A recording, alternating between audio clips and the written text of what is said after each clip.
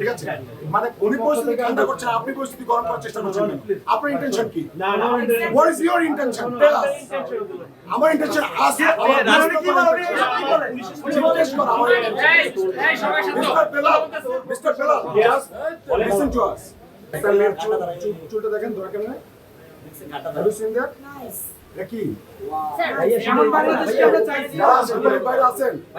আপনারা দেখেছেন যে কিভাবে পুলিশ ভাইরা এখানে তারা হচ্ছে শিক্ষার্থীদেরকে তারা টেনে নিয়ে গেছে।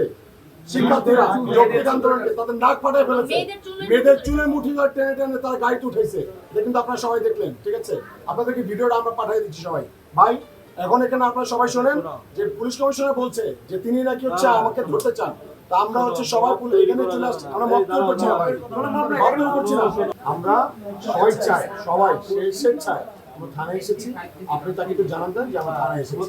উনি কেন ধরতে চান আমরা একটু তার আইনের ভাষাটা কি?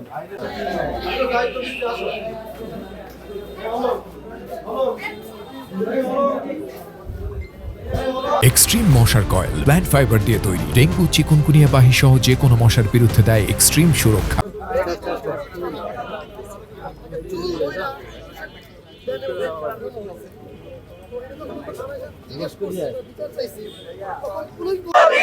সামনে আসছে ফাগুন, সামনে আসছে ফাগুন, সামনে আসছে ফাগুন।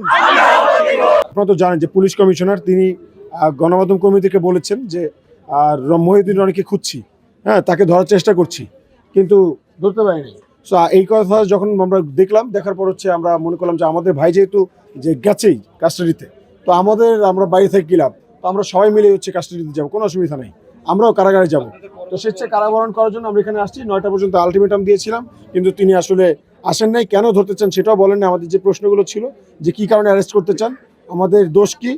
স্বাস্থ্য সুচিকিৎসা চাওয়া এটা তো আমার অধিকার। এই সুচিকিৎসা চাওয়া কি আমার অপরাধ?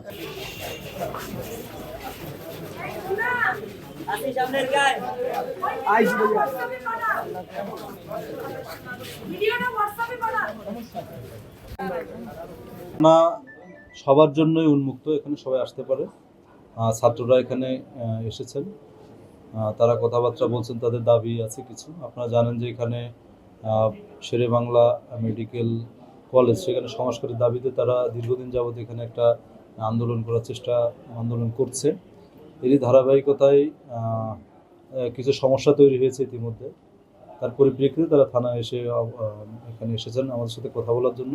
তো আমরা দেখেছেন যে দীর্ঘক্ষণ যাবৎ তাদের সাথে আমি নিজে কথা বলেছি, আমার অফিসাররা ছিল, সবাই আমরা কথা বলেছি, তাদের বক্তব্য আমরা শুনেছি।